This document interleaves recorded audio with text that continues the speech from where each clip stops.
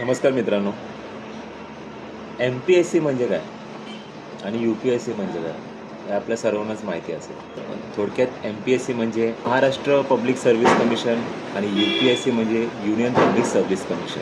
म्हणजे ह्या ज्या परीक्षा जे कॅन्डिडेट पास होतात आणि त्यांना IAS आणि IPS सारखे जे पद मिळतं, तर ह्या पोझिशनचा त्यांनी वापर कशाप्रकारे केला पाहिजे. एक जनतेच्या सेवेसाठी केला पाहिजे. कारण ती जी सर्व्हिस आहे ती पब्लिकसाठी आहे, जनतेसाठी आहे. तर हे जे IAS ऑफिसर आहे म्हणजे हा ज्ञानचंद हा इलेक्शन कमिशनचा कमिशनर आहे ना. आणि याने अशी वार्ता केली पाहिजे CCTV का दाखवायचं आणि CCTV मध्ये आपल्या आई आणि बहिणींना दाखवायचं का त्या CCTV मध्ये. अरे मग या ज्ञानचर भिकार चोटला. मी हेच सांगतोय, CCTV कॅमेरे कशासाठी यूज करतात?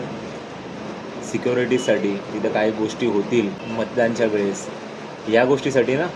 मग मला हेच सांगायचं आहे या ज्ञानचंदला आणि इलेक्शन कमिशन ऑफ इंडियाला, तुम्ही शो करा ना CCTVमध्ये कोणत्या वोटरने किती वेळा वोट्स केलं. तुम्हाला रेकॉर्ड दाखवायला काही प्रॉब्लेम आला नाही पाहिजे. आणि एक्सक्यूज वगैरे आणि शेरो शायरी आहे ना, प्रेसच्या समोर अशा गोष्टी करत नका जाऊ. कारण की तुम्ही IAS ऑफिसर आहात. या गोष्टी तुम्हाला लक्षात असल्या पाहिजे. ते जाऊन द्या. हा ज्ञानचंद मला हेच नाही कळत. तर हा बघा तो प्रशांत थोरात बघा. अरे बाबा, MPSC म्हणजे काय? Maharashtra public service commission. त्याच्यामधला जो S आहे ना, S तो सर्व्हिससाठी असतो, सिंगिंगसाठी नसतो. प्रशांत थोरातने आता काय केलं, तहसील ऑफिसमध्ये त्यांनी गाणं गायलं ना, तेरे जैसा यार कहा. अरे येड्या, ते तहसील कार्यालय आहे. तिथं लोक आपल्या समस्या घेऊन येतात की त्यांचे प्रॉब्लेम सॉल्व्ह केले पाहिजे. कॅबिनमध्ये बसून मित्रासोबत गाणं नाही बोललं पाहिजे. अरे तू MPSC क्लिअर केलेला माणूस आहे ना, तहसीलदार आहे ना तू. डोकं मला वाटतं घरी ठेवून तू तिथं जॉबवर जातोस वाटतं. असं काही करू नको. काय झालं झालं ना, सस्पेंड झाला ना काही दिवसांसाठी. असं काही करत नका जाऊ. अक्षरशः हे नाही, पब्लिक सर्व्हिस कमिशनच्या नावावरती आहे ना एक कलंक आहे, कलंक. अरे IAS आणि IPS ऑफिसर कसे पाहिजे?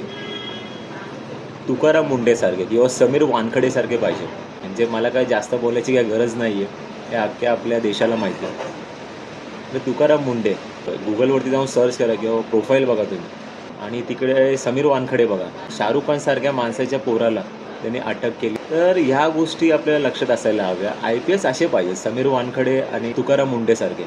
की जर तुम्हाला चांगलं पद मिळतं किंवा तुम्ही MPSC UPSC क्लिअर करून तुम्ही त्या पोझिशनला जातात ना, तर तुम्ही देशासाठी आहे ना, तुम्ही सॅक्रिफाईस झाले पाहिजे सर्व्हिस करता करता. तर मित्रांनो, काळजी घ्या, सतर्क राहा. Good bye, take care. जय हिंद.